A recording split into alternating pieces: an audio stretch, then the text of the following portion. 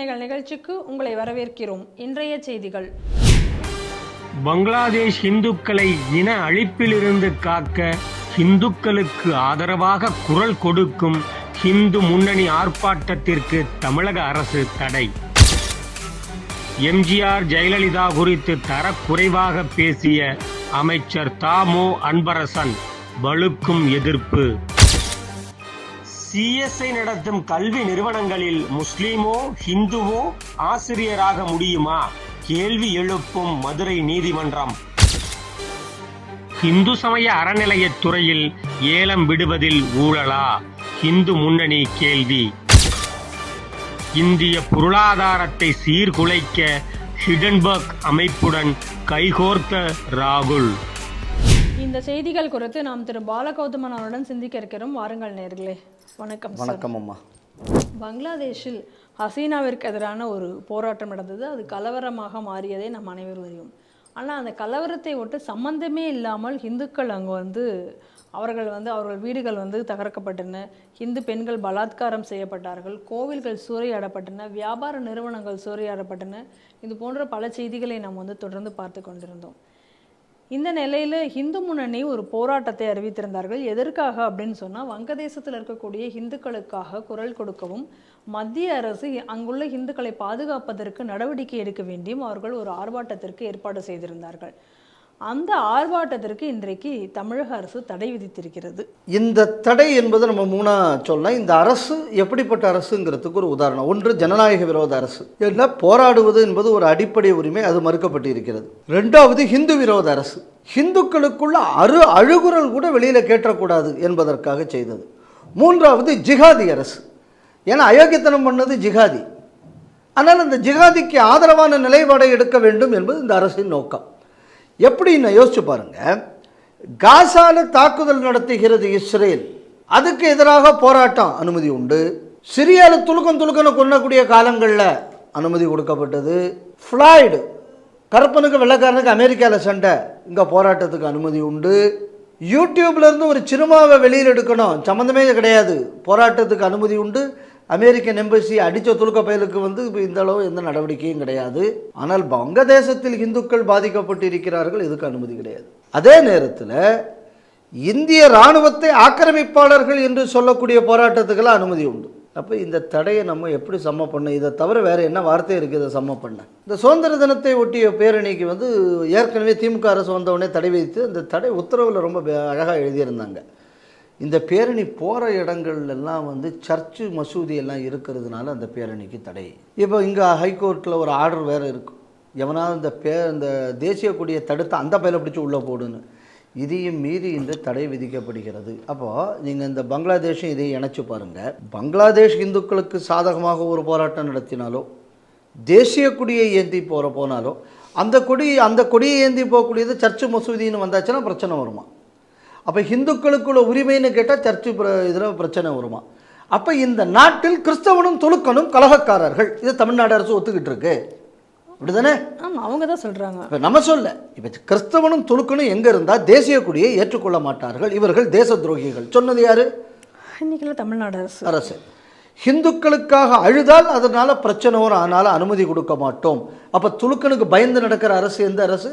தமிழ்நாடு அரசு. அப்போ தமிழ்நாட்டில் இன்று ஜிகாதிகளும் மிஷனரிகளும் கட்டிப்பாட்டில் தமிழ்நாடு இருக்கிறது.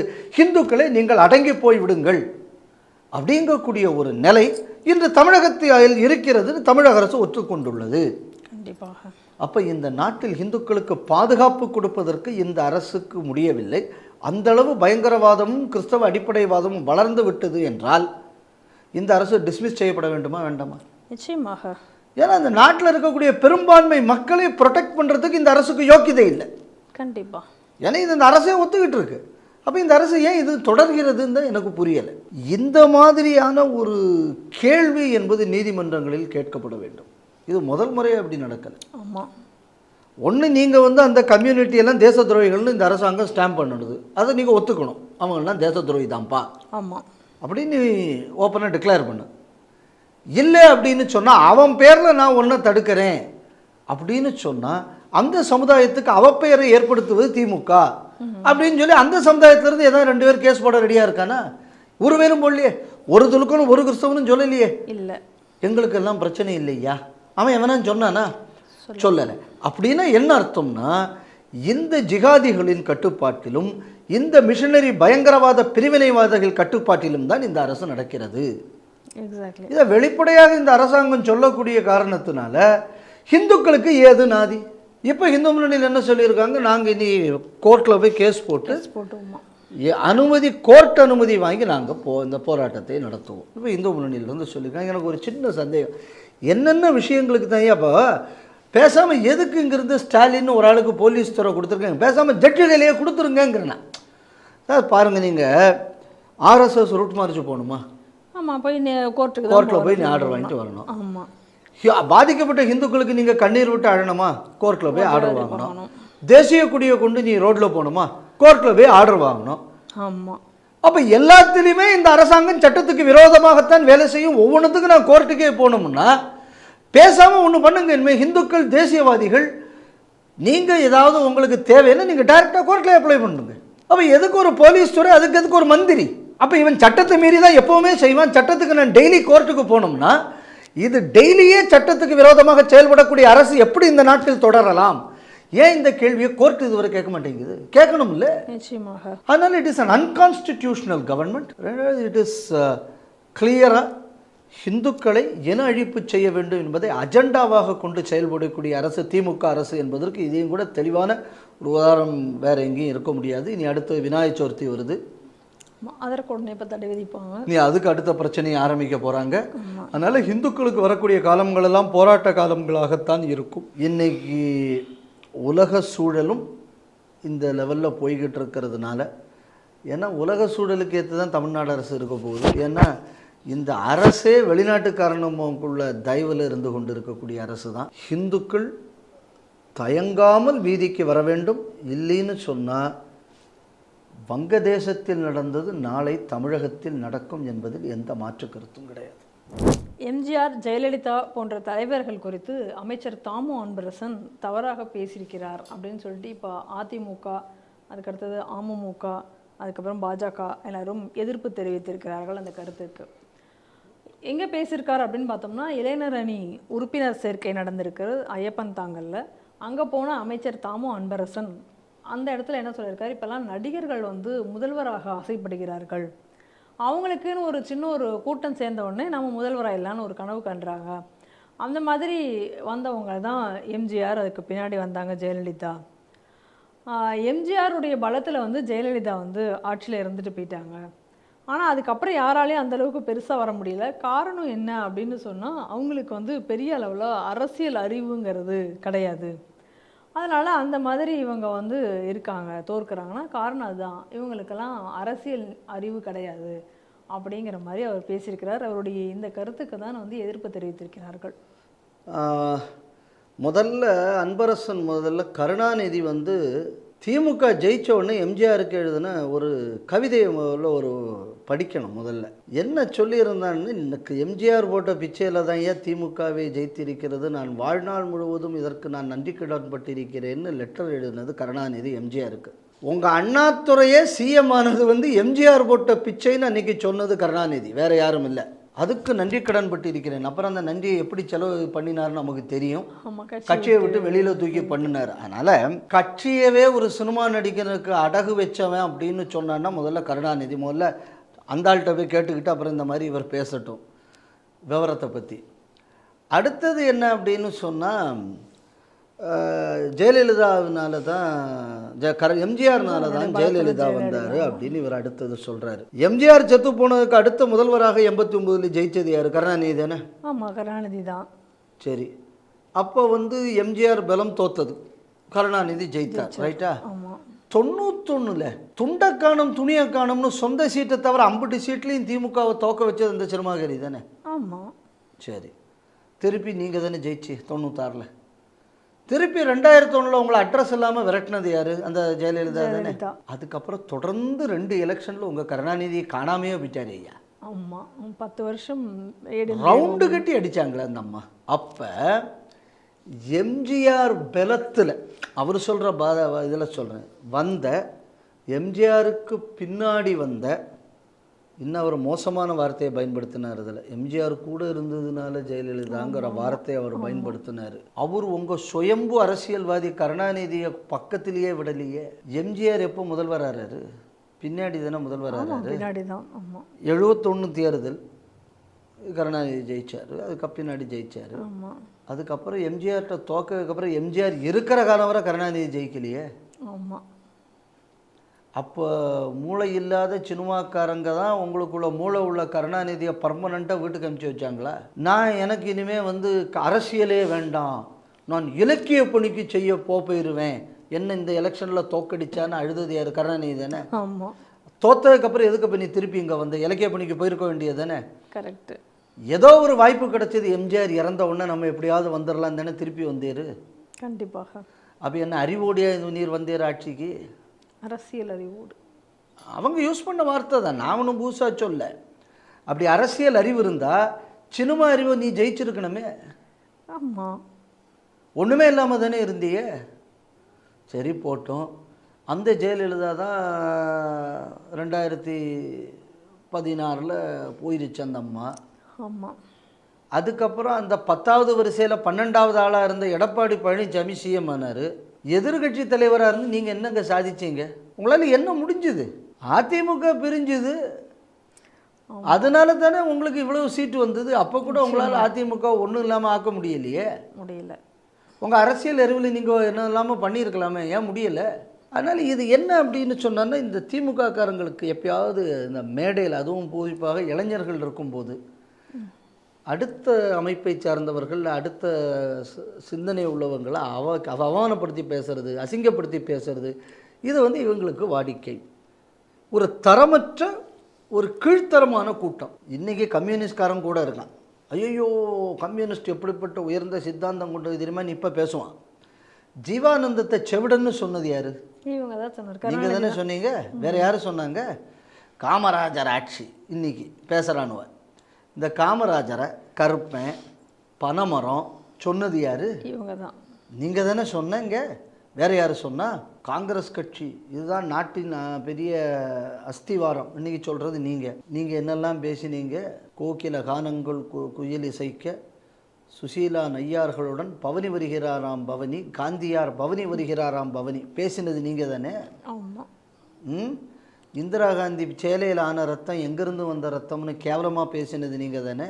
யாருங்க நீங்கள் பேசலை? அதுக்கு ஒரு டிக்ஷனரியே போடலாம், அந்தளவுக்கு பேசியிருக்காங்க. ஆமாம், எல்லாரும் பற்றி நீங்கள் பேசியிருக்கீங்கல்ல. குல்லுகப்பட்டர்னு ராஜாஜியை சொன்னது நீங்கள் தானே. உங்களோட கூட்டணி அமைக்கும் போது மூதறிஞர், பாக்கி நேரத்தில் குல்லுகப்பட்டார். உங்களை விட்டு வெளியில் போனோன்னே புஷ்குல்லா எம்ஜிஆர், அதுக்கு முன்னாடி அவர் தான் மக்கள் தலைவர். கணவனை இழந்த காரிகை, இவரோ மனைவியை இழந்தவர். ஸ்ரீமாவோ பண்டார நாயகாவும் நேருவும் தனி அறையில் பேசி கொண்டார்களாம். யார் பேசினா மேடமேடையா? நீங்கள் தானே பேசினீங்க. ஜெயலலிதாவும் ராஜீவ் காந்தியும் தனியாக பேசி கொண்டார்கள். மேடமேடையாக திமுக காரந்தனடா பேசினீங்க, வேறு யார் பேசினாங்க? இன்றைக்கி அந்த காங்கிரஸோட போய் ஏன்டா போய் கூட்டணியில் போய் நிற்கிறீங்க? ஏன் அவன் காலில் போய் விழுறீங்க? தள்ளிக்கு போய் சோனியா காந்தி வீட்டில் போய் யார் பிச்சை எடுத்தது? பொண்ணுக்காக போனாரே. ஆமாம், போனாரா இல்லையா? ஸோ அதனால் இந்த ஒரே ஒரு இது என்ன அப்படின்னா, நாட்டில் எந்த தேசிய தலைவரையும் எந்த கட்சியையும் அவமானகரமாக பேசுறது, அவதூறு பேசுவது என்பது திமுகவுக்குள்ள வழக்கம். அதனால் நீங்கள் இன்றைக்கி இவர் பேசியிருக்கிறதுக்கு எதிராக அதிமுக காரங்க வந்து கண்டனம் தெரிவிச்சிருக்காங்க. உண்மைக்குமே அதிமுக காரன் இவங்க மேலே வழக்கு தொடர வேண்டும் கண்டிப்பாக. ஏன்னா இதை வந்து இளைஞர்கள் மத்தியில் இதை பேசுறதுனால இவங்க என்ன மெசேஜை கம்யூனிகேட் பண்ணுறாங்க அப்படின்னு சொன்னால், இந்த நாராசமாக பேசுகிறதையும் பொது ஒழுக்கக்கேட்டையும் நியாயப்படுத்துறதுலையும் இன்னொருத்தனை கேவலமாக பேசுகிறத வந்து ஒரு ஹீரோயிசம்னு நினைக்கிறது. இந்த சிந்தனையை இளைஞர்கள் மத்தியில் பூத்தக்கூடிய வேலையை அன்றும் திமுக செய்தது, இன்றும் செய்து வருகிறது. அதனால் திமுக வந்து ஒரு பாராசைட். இது ஒழிக்கப்படாமல் இருந்தாச்சுன்னா சமுதாயம் நாசமாகிவிடும் என்பதில் எந்த மாற்று கருத்தும் கிடையாது. சிஎஸ்ஐ நடத்தக்கூடிய கல்வி நிறுவனங்களில் ஒரு ஹசீனாவோ ஒரு ஹேமாவோ ஆசிரியராக முடியுமா அப்படின்னு சொல்லிட்டு இன்றைக்கி உயர்நீதிமன்ற மதுரை கிளையினுடைய நீதிபதி GR சாமிநாதன் அவர்கள் ஒரு கேள்வி எழுப்பியிருக்கிறார். என்ன அப்படின்னு பார்த்தோம்னா, திருநெல்வேலி சிஎஸ்ஐ அந்த டயோசிஸ்க்கு உட்பட்ட பகுதியில் இருக்கக்கூடிய அரசு உதவி பெறும் பள்ளிகள், அந்த பள்ளிகளில் இருக்கக்கூடிய ஆசிரியர்களுடைய நியமனத்தில் வந்து பாரபட்சம் பார்க்கக்கூடாது அப்படின்னு சொல்லிட்டு அது முறையாக நடக்க வேண்டும் அப்படின்னு ஒருத்தர் வழக்கு தொடர்ந்திருந்தார். மனோகர் தங்கராஜ் என்பவர் ஒரு வழக்கு தொடர்ந்திருந்தார். அந்த வழக்கில் தான் ஜிஆர் சாமிநாதன் அவர்கள் இந்த போன்ற கேள்விகளை எழுப்பியிருக்கிறார். அவர் என்ன சொல்கிறார் அப்படின்னு சொன்னால், இப்போ திருநெல்வேலி அந்த சிஎஸ்ஐ டயோசேஷன் அந்த பகுதிகளுக்குள்ள மட்டுமே அரசு உதவி மட்டுமே கிட்டத்தட்ட 600 கோடி ரூபாய் மானியமாக இந்த பள்ளிகளுக்காக கொடுக்க செலவிடப்படுகிறது. அப்போ இவ்வளோ தூரம் அரசு பணத்தை பெற்றுக்கொள்ளும் பொழுது இந்த டயோசேஷன்களுடைய ஒரு பணி என்ன அப்படின்னா, சிறந்த ஆசிரியர்களை நியமிக்கணும். அதே நேரத்தில் ஜாதி மதம் மற்றும் மத பின்னணிகளை பார்க்கக்கூடாது. நீங்கள் அதற்குரிய அந்த தகுதியானவர்கள் அப்படிங்கக்கூடிய விண்ணப்பத்தினுடைய அடிப்படையில் தான் நீங்கள் வந்து முறையாக அறிவிக்க வேண்டும். ஆனால் இன்றைய நிலை எப்படி இருக்கிறது? இப்போ ஒரு நியமனத்திற்கு ஒரு ஹசீனாவோ அல்லது ஒரு ஹேமாவோ நினச்சி பார்க்க முடியுமா? ஒரு அப்ளிகேஷனாவது அவங்களால முழுமையாக போட முடியுமா? அப்படின்னா இது அரசியலமைப்பு சட்டத்திற்கு எதிரானது. ஏன்னா ஒரு குறிப்பிட்ட மதத்தை மட்டும் சேர்ந்தவர்களை மட்டும் இந்த மாதிரி நியமனம் பண்ணுவோம் அப்படிங்கிறது வந்து ஏற்றுக்கொள்ள முடியாததாக இருக்குது. அதனால் இனிமேல் வந்து இது போன்ற நியமனங்கள் வந்து முறைப்படுத்தப்பட வேண்டும். இதில் வந்து பாகுபாடுகள் பார்க்கக்கூடாது. அதனால் இந்த மனுதாரர் வந்து அவருக்கு நிவாரணம் பெற தகுதியாக இருக்கிறது இந்த வழக்கு அப்படின்னு சொல்லியிருக்கிறார். ஒரு வரவேற்கப்பட வேண்டிய தீர்ப்பு. திரு சுவாமிநாதன் அவர்கள் நல்ல தீர்ப்புகளாக குறைஞ்ச காலமாக அவர் சொல்லிக்கிட்டு வர்றார். அதனால் இந்த நாட்டில் இந்த கான்ஸ்டிடியூஷனுக்கும் டெமோக்ரஸிக்கும் ஒரு மரியாதை கொடுக்கக்கூடிய நீதிமன்ற தீர்ப்புகள் இப்பொழுது திரு சுவாமிநாதன் அவர்கள் பெஞ்சில் இருந்து கொஞ்ச காலமாக வந்துக்கிட்டு இருக்கு. அதனால் நம்ம உண்மைக்குமே அவரை பாராட்டியாக வேண்டும். இதை நல்லா கவனிங்க. 600 கோடி ரூபா கவர்மெண்ட் எய்டட் ஸ்கூல்ஸுக்கு மட்டும் போகக்கூடிய பணம். இப்போ நம்ம நாட்டோட சட்டம் என்ன சொல்லுது? அரசாங்கத்தின் பணம் ஏதாவது ஒரு ரிலிஜியனோ இல்லைன்னா ஒரு டினாமினேஷனையோ வளர்ப்பதற்காக செலவு செய்யப்படக்கூடாது. இதுதான் இந்த நாட்டோட கான்ஸ்டிடியூஷன். ஆமாம். சரி, அப்போ இந்த 600 கோடி ரூபா எதற்காக கொடுக்கப்படுகிறது? கல்வி வளர்ச்சிக்காக கொடுக்கப்படுகிறது. அப்போ அரசு உதவி பெறும் தனியார் பள்ளி. அப்போது நோக்கம் என்ன அப்படின்னு சொன்னால், அரசாங்கத்தில் எல்லா இடத்துலையும் இப்போ படிக்கக்கூடிய இன்ஃப்ராஸ்ட்ரக்சர் அமைக்கல அந்த காலத்தில். அப்போ கல்வியை நீ கொடுக்குறேன்னு வரையா, அப்போ நான் உனக்கு காசு கொடுக்குறேன், நீ அந்த இடத்துல பள்ளிக்கூடத்தை நடத்திடு. ஸோ அந்த இன்ஃப்ராஸ்ட்ரக்சருங்கக்கூடியது அரசாங்கத்தோட பர்டனில், இந்த மேனேஜ்மெண்ட் அரசாங்கத்தோட அவங்க ஆளை போட வேண்டிய அவசியம் இல்லை. பணத்தை கொடுத்து எக்ஸிஸ்டிங் இன்ஃப்ராஸ்ட்ரக்சரை நீங்கள் வந்து யூஸ் பண்ணுங்கள். ஸோ நோக்கம் என்பது கல்வி வளர்ச்சி, நோக்கம் என்பது மத வளர்ச்சி அல்ல. இப்போ கல்வி வளர்ச்சி என்ற நோக்கம் பின்னுக்கு தள்ளப்பட்டு அதை நிறுவனத்தை உதவி அரசிட்டிருந்து வாங்கக்கூடிய, அதாவது இவன் வாங்கி கொடுக்குறவன், அதாவது என்ன சொன்ன ஏஜெண்ட்டுக்குள்ள நோக்கத்துக்காக திட்டம்னு ஆகிப்போச்சு. கல்வியிலிருந்து நடத்தக்கூடியவனுக்குள்ள நோக்கம் மதமாற்றம், நடக்கக்கூடியவனுக்கு வந்து ஒரு இடத்துல ஒரு மதத்தை இது பண்ணுறது. அப்போ இது டைரக்டாக is a conflict with the constitution. Number 1. ரெண்டாவது, இது வந்து இந்த தீர்ப்பை நம்ம இன்னொரு கண்ணோட்டத்திலையும் நம்ம பார்க்கணும். ஏன் வந்து இந்த வார்த்தை அவர் பயன்படுத்த வேண்டிய தேவை வந்தது? ஏன்னா இதுக்கு முன்னாடி 2 ஹிஸ்ட்ரி நம்ம இந்த இடத்துல புரிஞ்சுக்கணும். ரைட் டு எஜுகேஷன் இதுக்கு முன்னாடி இருந்த யூபிஏ அரசாங்கத்தில் நேரத்தில் தான் அந்த ஆர்டிஇங்கக்கூடியதை கொண்டு வந்தாங்க. அந்த ஆர்டிஇயில் என்னென்னா, ஒரு பள்ளிக்கூடம் அது கவர்மெண்ட் எய்டடாக இருந்தாலும் கவர்மெண்ட் எதாவது இருந்தாலும் அது பக்கத்தில் இருக்கக்கூடிய 25% ஏழை குழந்தைகளுக்கு அங்கே இடம் கொடுக்கணும். ஆனால் ஒவ்வொரு மாணவருக்குள்ள செலவை அரசாங்கம் கொடுத்துரும். அந்த பணத்தை நீ வாசிக்கணும் கொடுக்க வேண்டாம். That money will be given by the government. இந்த திட்டம் வந்த உடனே இந்த எல்லா மைனாரிட்டி இன்ஸ்டிடியூஷனும் நேர கோர்ட்டுக்கு போயிட்டு மைனாரிட்டிகளுக்குள்ள உரிமையை இது பாதிக்கிறது, அதனால நாங்கள் எங்களுக்கு வந்து இங்கே எக்ஸம்ஷன் கொடுக்கணும் அப்படின்னாங்க. இப்போது ஜிஆர் சாமிநாதன் மாதிரியான நீதிபதிகள் என்று இல்லை. ரெண்டாவது, நீதிபதிகளும் பயப்படுவாங்களோன்னு எனக்கு சந்தேகமெல்லாம் அப்பப்போ வரும். ஏன்னா அப்போ யூபி ஆட்சி வேறு இல்லை, கோர்ட்டில் ப்ராசிக்யூஷன் சரியாக இவங்க கவர்மெண்ட் சைடு சரியாக கேஸை ப்ரெசன்ட் பண்ணலையா, அதுவும் நமக்கு தெரியலை. என்ன சொன்னாங்க அப்படின்னா, மைனாரிட்டி ரைட்டை இது பாதிக்கிறதுனால இந்த ஏழைகளுக்குள்ள கல்வி, அரசாங்கமே பணம் கொடுத்து ஏழைகளுக்கு கல்வி கொடுன்னு சொன்னால் கூட மைனாரிட்டி இன்ஸ்டிடியூஷன் கொடுக்க வேண்டாம்னு ஒரு தீர்ப்பு வந்தது. அப்போ இந்த ஒரு தீர்ப்பில் இந்த நாட்டில் இருக்கக்கூடிய ஏழைகளின் கல்வியெல்லாம் மறுக்கப்பட்டது.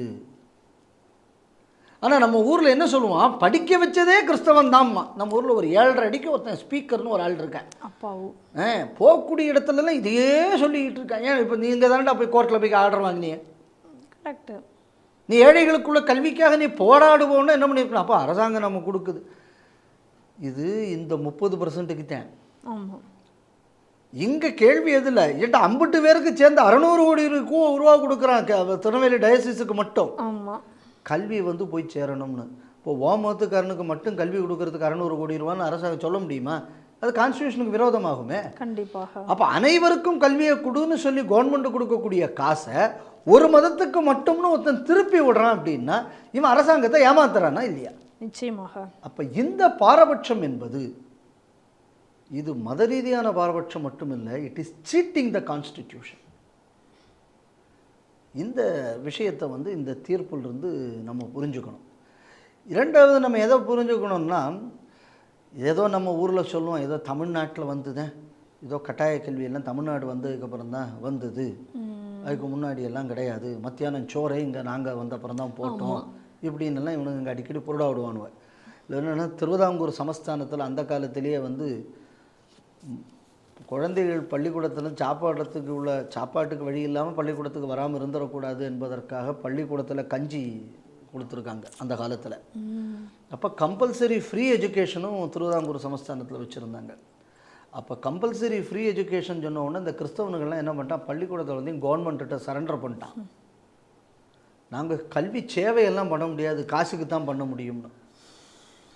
அப்போ இவனை பொறுத்தளவில் கல்விங்கிறது சர்வீஸ் கிடையாது. நல்லா நம்ம புரிஞ்சுக்கணும். ஏன்னா இது திருவிதாங்கூரில் நடந்தது ஹிஸ்ட்ரி. இதை எப்போ ஆர்டிஇ வந்தோடனே நாங்கள் செய்ய மாட்டோம்னு இவங்க ஒதுங்குனது, இதெல்லாம் ஹிஸ்ட்ரி. இதெல்லாம் யாரும் மறுக்க முடியாது. ஸோ இவன் நோக்கம் என்பது கல்வி சேவை அல்ல. இன்றைக்கி நான் சொல்கிறேன், எய்டட் இன்ஸ்டிடியூஷனுக்கு இனிமேல் எய்டு கிடையாதுப்பா, நீங்களே ரன் பண்ணிக்கிங்கன்னு இன்றைக்கி அரசாங்கம் ஒரு உத்தரவை போட்டாச்சுன்னா ஹிந்து பள்ளிக்கூடங்கள் மட்டும்தான் அந்த நாட்டில் இருக்கும். நிச்சயமாக. ஏன்னா மேக்ஸிமம் எய்டட் ஸ்கூல் இவங்க கையில் தான் இருக்குது. மேக்ஸிமம் அன்எய்டட் ஸ்கூல் யார்கிட்ட இருக்குன்னா நம்ம ஆளுகள் கையில் இருக்குது. அவன் ஹிந்து தான் கல்வி சேவை பண்ணுறவன். அப்போ இவனுக்குள்ள கல்வி என்பது வேற ஒரு நோக்கத்தை கொண்டது. இன்றைக்கி இந்த தீர்ப்பில் நீங்கள் அதையும் பார்க்கணும். ஹேமாவுக்கும் ஹசீனாவுக்கும் கிடைக்குமா? ஆமாம்.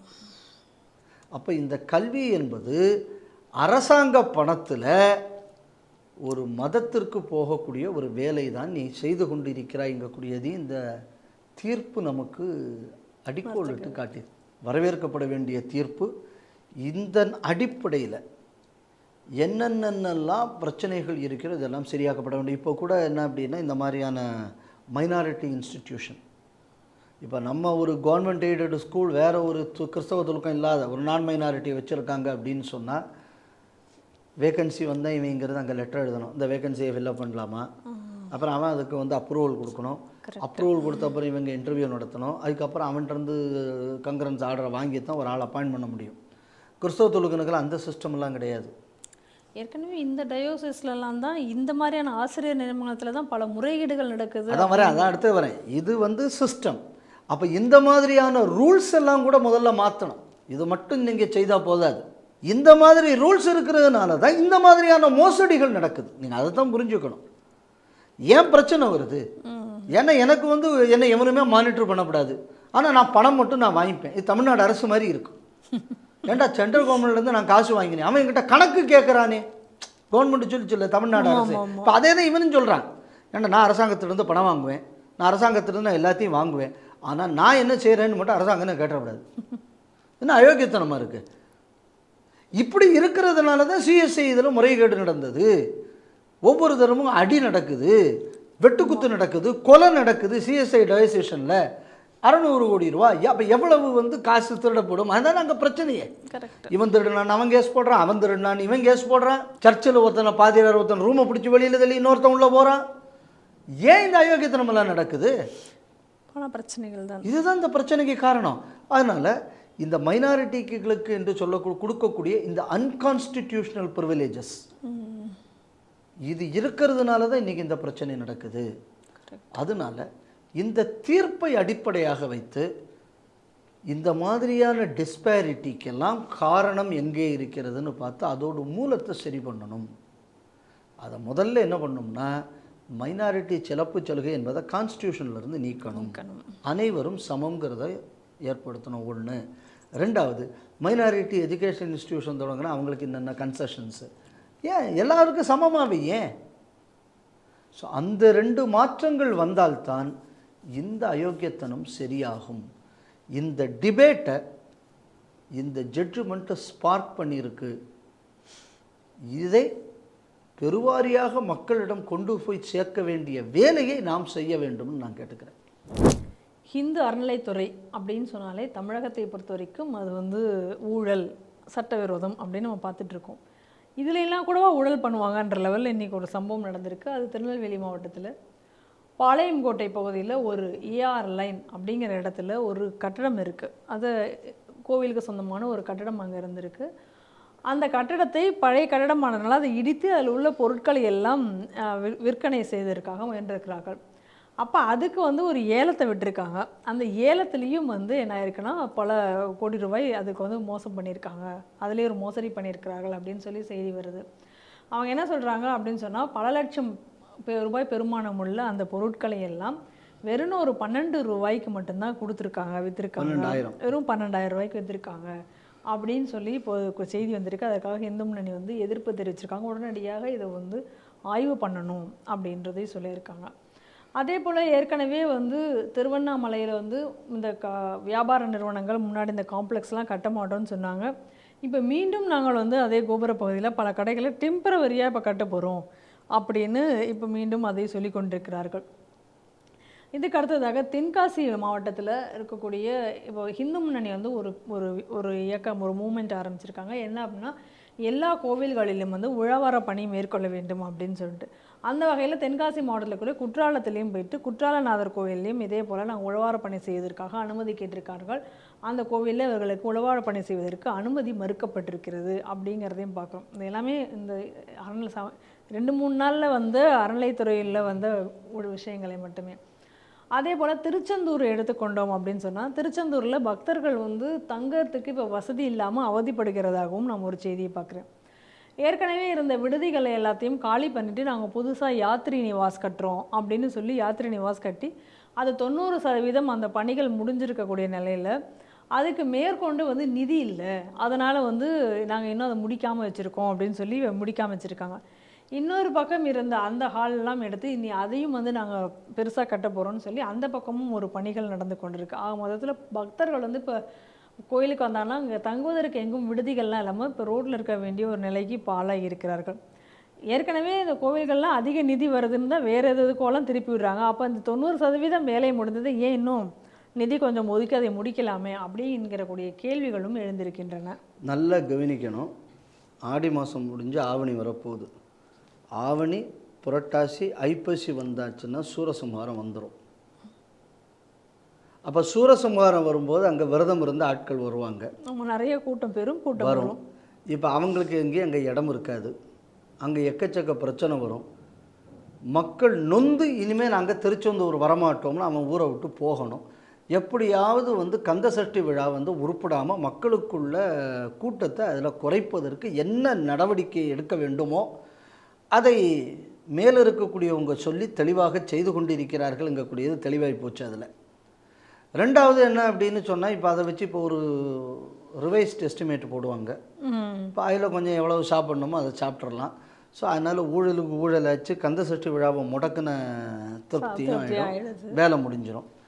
குற்றாலநாதர் கோயிலில் உழவார பணிக்கு போவதில்லை. ஏன்னா ஏதாவது ஒரு இடத்துல ஒரு ஹிந்து அமைப்புங்கக்கூடிய பேரில் எங்கேயுமே யாருமே இந்த நாட்டில் மூச்சு கூட விட்டுறக்கூடாது. எப்படியெல்லாம் தடுக்கணுமோ அதுக்கெல்லாம் தடுக்கணுங்கிறது அதோட ஒரு நோக்கம். ஹிந்து ஒற்றுமை, ஹிந்து விழிப்புணர்வு ஏற்பட்டு விடப்படாது. அதுக்காக வேண்டி செய்யக்கூடிய வேலை மட்டும் இல்லாமல் இவங்க உழவார பணி போனாங்கன்னா இவங்க என்ன பண்ணுவாங்க, அப்படியே சுற்றி வருவாங்க. இவங்க கட்டடத்தில் பண்ணியிருக்கிற திருட்டுத்தனம், காணாமல் போன சிலை, காணாமல் போன கதவு, கடக்கா, ஒவ்வொன்றா அவன் கண்டப்படும். இவன் எவனாவது இந்த உண்மையை வெளியில் சொல்லுவான், கண்டிப்பாக நமக்கு அது பிரச்சனையாகும். அதனால் அந்த மாதிரி யாருமே எதுவும் செய்து விடக்கூடாது. நாங்கள் கொள்ளையடித்து எல்லாம் முடிச்சு அந்த பக்கத்தில் ஒரு சர்ச்சோ மசூதி, இப்போ கூட நான் இடையில போய் பார்த்தேன், ஏதோ திருவள்ளூர் வீரராவ பெருமாள் கோயிலுக்கு உள்ளே இருந்தாச்சுன்னா அங்கே ஐயோ அல்லான்னு ஒரு சத்தம் கேட்டுக்கிட்டு இருக்கு. எப்படி அது வந்ததுன்னு நமக்கு தெரியலை. இப்போ பக்கத்தில் என்னைக்கு அங்கே மசூதி வந்து ஏன் இவ்வளோ தூரம் சத்தமாக அங்கே கேட்டுக்கிட்டு இருக்குன்னு தெரியலை, அங்கே என்ன நடந்துக்கிட்டு இருக்குங்கக்கூடியதும் நமக்கு தெரியலை. இப்போ அதே நேரத்தில் இப்போ நீங்கள் வந்து அந்த திருநெல்வேலியில் சொன்னீங்க, திருநெல்வேலியில் வந்து ஒரு பழைய மண்டபத்தை இது பண்ணு யோசிச்சு பாருங்கள், 12,000 ரூபாய்க்கு கொடுத்துருக்கேன். இப்போ குற்றாலநாதர் கோயிலில் நீங்கள் எல்லாம் போயிட்டு வர்றீங்க, இப்போ தான் ஒரு ஃபேஷன் ஒன்று வந்திருக்கும், 12 வருஷத்துக்கு ஒருக்கா கும்பாபிஷேகம் பண்ணணும்னு. ஆமாம், எனக்கு தெரிஞ்சு 12 வருஷத்துக்கு ஒருக்கா கும்பாபிஷேகம் பண்ணணும் அப்படிங்கக்கூடியது கவர்மெண்ட் ஆகமா எக்ஸ்பர்ட்ஸை தவிர வேறு யாரும் எனக்கு எதுக்கு பிரமாணம் என்ன இருக்குதுன்னு எனக்கு தெரியலை. ஆனால் இதை எல்லாரும் சொல்லிக்கிட்டு வராங்க. யாருக்குள்ள லாபத்துக்காக இந்த பிரமாணத்தை யார் சொன்னாங்கன்னு எனக்கு புரியலை. இது வந்து இன்றைக்கி ஒரு மணி ஸ்பின்னிங் பிஸ்னஸ். இந்த 12 வருஷத்துக்கு ஒரு இந்த கும்பாபிஷேகங்கிறதுக்காக நல்ல கோவில்களையே கூட இப்போல்லாம் சிலதெல்லாம் வந்து அதே நேரத்தில் பலகாலமாக இடுபாட்டில் இருக்கக்கூடிய கோவிலெலாம் கண்டுக்கிறது கிடையாது. அந்த மாதிரியான கோவில்கள்லேருந்து இதுவரை இந்த மாதிரி ரெனோவேஷனில் எடுக்கப்பட்ட பொருட்களுக்குள்ள மதிப்பு என்னன்னு இன்றைக்கி யாரும் இதுவரை போடலை கிடையாது. ஏன்னா என்ன நடந்ததுன்னே யாருக்கும் தெரியாது. இது இருந்தால் தானே ஏதாவது தெரிஞ்சால் தானே, நம்ம முன்னாடி என்ன இருந்ததுன்னு தெரிஞ்சானே இன்றைக்கி என்னன்னு தெரியும். அதில் உள்ள தேக்கு என்ன, அதில் உள்ள வேலைப்பாடுகள் என்ன, அதில் என்ன மரம் இருந்தது, அதில் என்னத்தை வச்சுருந்தாங்க, யாருக்குமே தெரியாது. ஏன்னா பல கோவில்களில் சொத்து எங்கே இருக்குன்னே தெரியாது டிபார்ட்மெண்ட்டுக்கு. அப்புறம் கோயிலில் வெளியில் இருக்கிற கதவா இதையா தெரிய போகுது, சரி வாய்ப்பில்லை, ரைட்டு. அதுக்கப்புறம் பல கோயிலில் மொத்தமாக அடிச்சிடுறாங்க. அதில் உள்ள தூணெல்லாம் என்னென்ன விலை வரும்னு நமக்கு தெரியும். ஆனால் இதெல்லாம் இவங்களுக்கு வந்து ரபுலா தான் அதை தூக்கி போட்டுறது. ஸோ அதில் என்ன வியாபாரம் நடக்கிறது பகவானுக்கு தான் வெளிச்சம், இது என்னன்னு தெரியலை. இப்போ இங்கே என்ன அப்படின்னு சொன்னால் ஹிந்து முன்னணி இந்த இஷ்யூவை கொண்டு வந்திருக்காங்க. அப்போ இதில் 12,000 ரூபா போட்டிருக்கே, இது என்ன ஏன் விலை கேட்பாங்கல்ல. இப்போ சாதாரணமாக ஒரு வீடு இடிக்கிறாம இங்கே ஒரு லாரிக்கு என்ன ரேட்டு வாங்குறான். நம்ம இந்த ஒரு வாட்டி இந்த ரப்பிஷ் வந்து நம்ம கொட்டுறாங்க, எவ்வளோ ஒரு லாரிக்கு வாங்குறான்.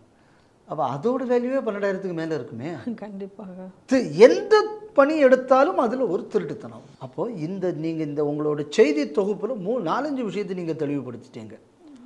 ஒன்று ஆன்டிக் தெஃப்ட், ஆமாம். அடுத்தது கோவில் விழாக்களை க்ஷீணமடைய செய்தல். 3வது கோயிலை சார்ந்து மக்கள் ஒரு இறைவனியை செய்தால் அதை செய்ய விடாமல் தடுத்தல். 4வது ஊழல். 4ம் முடிஞ்சிருச்சா? கண்டிப்பாக.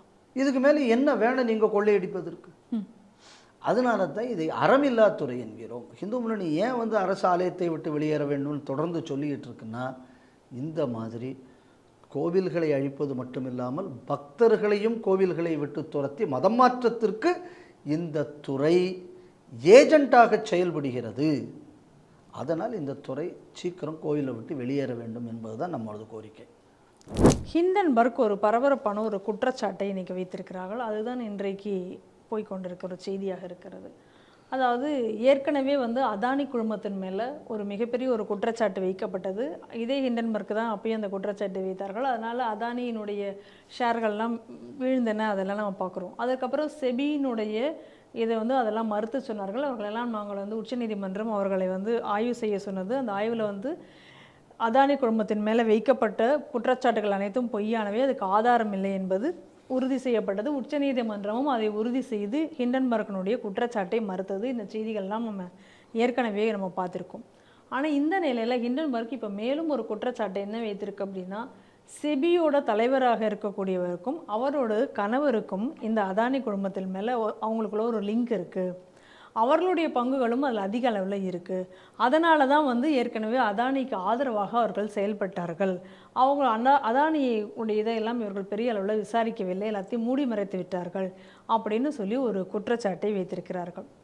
இது ஒரு பக்கம் இருக்க இன்னொரு பக்கம் என்ன அப்படின்னா, பாஜக இதை வந்து மறுத்திருக்கிறது. வேண்டுமென்றே ஹிண்டன்பர்க் வந்து நம் நாட்டினுடைய பொருளாதாரத்தை, ஸ்டாக் மார்க்கெட்டை ஸ்டம்பிள் பண்ணுவதற்காக இது போன்ற வேலையை தொடர்ந்து செய்து வருகிறது அப்படிங்கிற குற்றச்சாட்டை அவர்களும் வைத்திருக்கிறார்கள்.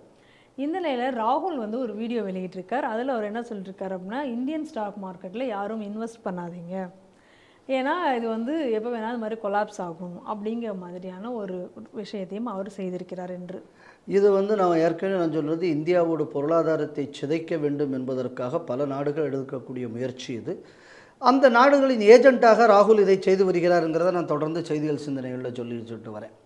இன்னும் ஒரு விஷயம் என்ன அப்படின்னா, இந்த நம்பகத்தன்மைங்கிறது ஒன்று இருக்குது நாட்டில். ராகுலுக்கு மேலே உள்ள நம்பகத்தன்மை, ஹிண்டன்பர்க்கு மேலே உள்ள நம்பகத்தன்மையோட விளைவு என்னென்னா, இன்றைக்கி மார்க்கெட் ஆல்மோஸ்ட் ஃப்ளாட். ஒரு நேரத்தில் ஈவன் இந்த மத்தியானம் ஒரு 12-1 மணி கிட்டலாம் ஈவன் இட் ரோஸ் அண்ட் இப்போ அது திருப்பி ஸ்டெபிலைஸ் ஆகி இன்றைக்கி மோரல்லஸ் ஓப்பனிங் லெவலில் இருந்து ஏதோ 20 சில்லற பாயிண்ட் என்னவோ தான் கீழே இருக்குதுன்னு நினைக்கிறேன். ஸோ இதனால் எந்த ஒரு இம்பேக்டும் ஏற்படவில்லை மார்க்கெட்டில். அப்படிங்கும்போது ஹிண்டன்பர்க்குள்ள ரெப்புடேஷன் என்பது ஸ்பாயில் ஆகி வருகிறது எங்கக்கூடியது ஒரு நல்ல செய்தி. ராகுல் காந்தியை பற்றி நான் பேச விரும்பலை. ரெப்புடேஷனுங்கக்கூடியது இருக்கணும்னா வேல்யூன்னு ஒன்று இருக்கணும். அதனால் அது ராகுல் காந்தி பேச்சுக்கு கிடையாதுங்கிறதுனால நம்ம அதை பற்றி பெருசாக ஒன்றும் இது பண்ண வேண்டாம். ஆனால் இதோடு ஏன் இந்த நேரத்தில் the timing of this report, ஏன்னா இன்றைக்கி பங்களாதேஷில் இந்துக்கள் மீது நடத்தப்பட்டு வருகின்ற இந்த தாக்குதலை பற்றியான ஒரு பெரிய கிளர்ச்சி தேசம் முழுவதும் நடந்து கொண்டிருக்கிறது. இந்த நேரத்தை இதிலிருந்து இந்த மக்களை ஹிந்துக்களை இங்கிருந்து டைவர்ட் பண்ணுவதற்கு ஹிண்டன்பர்க்குள்ள ரிப்போர்ட்டையும் ராகுலுக்குள்ள பேச்சையும் பார்க்கணும். இன்னைக்கு வர காங்கிரஸ் கட்சி சார்பால் இருந்து ஹிந்துக்கள் மீது உள்ள தாக்குதல்ங்கக்கூடியதை பற்றின எந்த ஒரு பேச்சும் வரல. காசாவில் இருக்கக்கூடியவனுக்காக வேண்டி ட்வீட் பண்ண ஒரு வயலும் இன்னைக்கு இங்கே உள்ள ஹிந்துக்களுக்காக ட்வீட் பண்ணலை. இப்போ இந்த ஹிண்டன்பர்க் ரிப்போர்ட்டை இவங்க கொண்டு வரும்போது இதோட நோக்கம் என்ன அப்படின்னு சொன்னால், இப்போ எல்லாரும் அந்த பக்கம் வந்து பேச தொடங்குவாங்க. அதாவது யாரெல்லாம் தேசியவாதிகளோ இப்போ அவங்க தேசத்தை டிஃபெண்ட் பண்ணோம்னா அங்கே பேச தொடங்குவாங்க. அப்போ இந்த இஷ்யூ பின்னாடி போயிடும். ஏன்னா ஆல்ரெடி கவர்மெண்ட் ஆஃப் இந்தியாவுக்குள்ள ஸ்டர்ன் வார்னிங்க்கு அப்புறம் அங்கே வயலன்ஸ் கரைய தொடங்கியாச்சு. அப்போ இந்த விஷயத்தை மக்கள் மனதிலிருந்து மொத்தமாக மாற்றி அடுத்தது பக்கம் திருப்புவதற்காக இன்றைக்கி ஹிண்டன்பர்க்குங்கக்கூடிய ஒரு நிறுவனம், இந்த வெளிநாட்டு நிறுவனம் இந்தியன் மார்க்கெட்டை கொலாப்ஸ் பண்ணுவதற்கு வேலை செய்கிறது. அதுக்கு துணையாக ஒரு லீடர் ஆஃப் அப்போசிஷன் பேசுகிறார் அப்படின்னு சொன்னால் எப்படிப்பட்ட ஒரு பாதுகாப்பற்ற நிலை இன்று இந்த நாட்டில் இருக்கிறது. இப்போ பார்த்தீங்க அப்படின்னா த லீடர் ஆஃப் அப்போசிஷனுங்கிறதுனால he is now having access to many committees. Congress பல எல்லா கமிட்டிலையும் ஆல்மோஸ்ட் இருக்கும். கமிட்டி ஆஃப் ஃபினான்ஸு, டிஃபென்ஸு, இந்த மாதிரி பல இதில் வந்து அவங்க இருப்பாங்க. இவர் இதில் பல கமிட்டியில் இருப்பார். எப்படிப்பட்ட ஒரு ஆளை நீங்கள் அந்த மாதிரியான ஒரு குரூஷியல் இடத்துல போட்டாச்சுன்னா இந்த நாட்டோட ரகசியங்கள் ஏன் வெளிநாட்டுக்கு விற்கப்படாது? கண்டிப்பாக. இன்னொரு நாட்டு ஏஜென்ட்டாக செல் பண்ணால் இந்த இந்தியாவில் நீ இன்வெஸ்ட் பண்ணாதே அப்படின்னு சொல்லி ஒரு நாட்டில் இருக்கக்கூடிய ஒரு அரசியல் கட்சி தலைவர் உலகத்துக்கு சொல்லலாம் அப்படின்னு சொன்னால் இந்த நாட்டோட எக்கானமியை கொலாப்ஸ் பண்ணுன்னு ஒருத்தன் சொல்கிறான்னா இதையும் கூட என்னையா ஒரு பெரிய தேச துரோகம் இந்த நாட்டில் இருக்க வேண்டி வருது. அப்போது தேச துரோக சட்டத்தில் இவர் கைது செய்யப்பட வேண்டுங்கிறது என்னோட தாழ்மையான கருத்து. நான் தான் கேட்கணும், கைது செய்யப்பட முடியும். கண்டிப்பாக கைது செய்யணும். இது வந்து நீ ஏற்கனவே இந்த விஷயம் தப்புன்னு சொல்லி சுப்ரீம் கோர்ட் சொன்னதுக்கப்புறம் நீ சொல்கிற அப்படின்னு சொன்னால் உன்னோட நோக்கம் என்ன? உன்னோட நோக்கம் இந்த நாட்டோட எக்கானமி கொலாப்ஸ் ஆகணும் தானே. பங்களாதேஷில் நடந்தவனும் உங்கள் கட்சிக்காரன் சொல்கிறேன், அதேமாதிரி இந்த நாட்டிலையும் புரட்சி நடக்க வேண்டும். ஸ்ரீலங்காவில் நடந்தவனே இதே வார்த்தையை இவனுக்கு சொல்கிறானுங்க. ஒவ்வொரு டயத்துலையும் நீங்கள் இதே மாதிரி நினச்சாச்சு அப்படின்னு சொன்னால் இந்த நாட்டோட பொலிட்டிக்கல் சிஸ்டம் கொலாப்ஸ் ஆகணும், இந்த நாட்டில் லா அண்ட் ஆர்டர் சப்பட்டையாக போகணும், இந்த நாட்டில் பயங்கரவாதம் வளர வேண்டும், இந்த நாட்டோட எக்கானமி கொலாப்ஸ் ஆக வேண்டும். இதை ஓப்பனாகவே ஒரு கட்சி சொல்லுது அப்படின்னு சொன்னால் இந்த கட்சி எப்படி இந்த நாட்டில் இருக்கலாம்? முதல்ல நிச்சயமாக. இப்போ இந்த நேரத்தில் இப்போ டாக்டர் சுப்பிரமணியம் சாமி அவர்கள் ஒரு விஷயத்தை சொல்கிறாரு. அவர் கேட்குற கேள்வி நியாயமான கேள்வி. ஏன்டா இந்த பையன் பிரிட்டன் நேஷ்னாலிட்டியும் வச்சுருக்கான்னு ஏன் இதுவரை நீங்கள் இவன் மேலே நடவடிக்கை எடுக்கலைன்னு மோடியும் அமித்ஷாவையும் இன்றைக்கி சுப்பிரமணிய சாமி கேள்வி கேட்குறாரு. இந்த கேள்வியில் என்ன தப்பு இருக்குது? கரெக்டு தான். தொடர்ந்து நேஷ்னல் செக்யூரிட்டிக்கு பிரச்சனையாக வந்துக்கிட்டு இருக்காங்க. மணிப்பூரில் வந்து எல்லாமே இப்படி நடந்து போச்சு. கிறிஸ்தவர்கள் மீது தாக்குதல் நடக்குது. இந்த நாட்டில் துலுக்கனுக்கு வந்து பாதுகாப்பு இல்லாமல் இருக்கான். இது சகோதரி ஒத்தி அவங்க என்ன பண்ணாங்க அப்படின்னு சொன்னால் இந்த கோவிட் டயத்தில் வரும்போது மைக்ரண்ட் லேபரர்ஸ் எல்லாம் கலகத்தில் ஏற்படுகிறது அந்த அம்மா பேசுது. அப்போ நீங்கள் ஒரு டெமோக்ராட்டிக் நேஷனில் வன்முறையை தூண்டக்கூடிய மாதிரியான ஒரு வேலையை தொடர்ந்து பார்த்து வரக்கூடிய இந்த வேலையை நீங்கள் அனுமதிக்கிறீங்க அப்படின்னு சொன்னால் எப்படி பீஸ்ஃபுல்லாக ஒரு நாடு இருக்கும்? Now he is now talking for an economic catastrophe. அதனால் இவருக்குள்ள ஸ்டேட்மெண்ட்ஸ் இடையில போங்க. டோக்லாம் பிரச்சனை வந்தோடனே சைனாக்காரன்ட்ட போய் பேச போகிற அப்படி. ஆமாம். ரெண்டாவது இவங்க கட்சி ஆட்சியில் இருக்கும்போது சைனாக்காரன்ட்ட போய் கையெழுத்து போட்ட பேப்பரில் என்ன இருக்குங்கிறது இன்றைக்கி வர சொல்லலை. அப்போ இவ்வளவு தூரம் நீங்கள் பண்ணும்போது எந்த நம்பிக்கையில் பாராளுமன்ற நிலைக்குழுக்களில் காங்கிரஸார் இருப்பது இந்த நாட்டிற்கு பாதுகாப்பு? கண்டிப்பாக. இப்போ அடுத்த கேள்வி வரும் இல்லை, இப்போ ஒரு பயங்கரவாதி ஒருத்தன் எம்பி எலெக்ஷனில் ஜெயிச்சான் பஞ்சாபில், ஆமாம் அந்த ஆள் மட்டும் ஜெயிலில் இருக்கான். இப்போ அவன் மட்டும் என்ன பாவம் பண்ணா? ஆமாம் அவன் குண்டு வச்சான்னு நீங்கள், இவனை குண்டு வைன்னு தானே சொல்கிறேன். கண்டிப்பாக அவன் நேரடியாக சார் மறைமுகமாக சொல்கிறார். அவ்வளோதானே. பயங்கரவாதத்தை தூண்டினார்னு சொல்லி தான் காஷ்மீரில் ஒருத்தனை பிடிச்சி ஜெயிலில் போட்டு அவன் எம்பி ஆயிடணும்னு வச்சு அவன் வரல ஓட்டு போடுறதுக்கு. அவனுக்கு இதே வேலையை தானே இவரும் செய்கிறார். இப்போ ரெண்டு ஏப்போ அப்போ இந்த குடும்பத்தில் பிறந்ததுனால ஒரு ப்ரிவிலேஜா? கண்டிப்பாக. அப்போ சுப்பிரமணிய சாமி அவர்கள் கேட்கக்கூடிய இந்த கேள்வியில் என்ன தவறு இருக்குது? இப்போது சுப்பிரமணிய சாமி ராஜ்நாத் சிங் அவர்கள் உள்துறை அமைச்சராக இருக்கும்போது ஒரு ரெப்ரசன்டேஷன் கொடுத்துருக்காரு. இன்றைக்கி அவர்களை ராகுல் காந்தி இந்த மாதிரி அங்கே டேக்ஸ் இது பண்ணியிருக்காரு, இன்றைக்கி ஒன்று வெளியிட்டிருக்காரு. ஸோ இதன் அடிப்படையில் ஏன் இதுவரை இந்திய அரசாங்கம் நடவடிக்கை எடுக்கவில்லை? அப்போ வாஷிங் மிஷின் சர்க்கார் அப்படின்னு உங்கள் மேலே சொல்லக்கூடிய குற்றச்சாட்டில் என்ன தப்பு இருக்குது? கண்டிப்பாக. அதனால் இந்த மாதிரியான தேச துரோகிகளை இந்த தேசம் சகித்து கொண்டிருப்பது, இவர்களுக்கு இந்த மாதிரியான முக்கியமான இன்ஃபர்மேஷன் இருக்கக்கூடிய இடத்துக்கு அக்சஸ் இருப்பது என்பது தேசத்தின் பாதுகாப்புக்கு நல்லதில்லை. அதனால் அரசாங்கம் உடனடியாக இந்த விஷயத்தில் நடவடிக்கை எடுக்க வேண்டும். பாரதியர்களாக நம்ம ஒரு விஷயத்தை முடிவு பண்ணணும். என்ன முடிவு பண்ணோம்னா, இந்த மாதிரி இந்தியாவுக்கு எதிராக தொடர்ந்து செயல்பட்டு வரக்கூடிய அரசியல் கட்சிகளை தோற்கடிக்க வேண்டும். மோடி அரசாங்கம் ஒரு விஷயத்தை முடிவு பண்ணணும். ரொம்ப நான் டெமோக்ராட்டிக், நான் ரொம்ப நல்லவன் அப்படின்னு சொல்லி நீங்கள் ரொம்ப பச்சாதாபம் காட்டுவது என்பது அது உங்களுக்குள்ள பரந்த மனசாக இருக்கலாம். பரந்த மனப்பான்மை பலவீனமாகிவிடக்கூடாது தேசத்திற்கு என்பதை அரசாங்கமும் புரிந்து கொள்ள வேண்டும். நன்றி சார். வணக்கம்.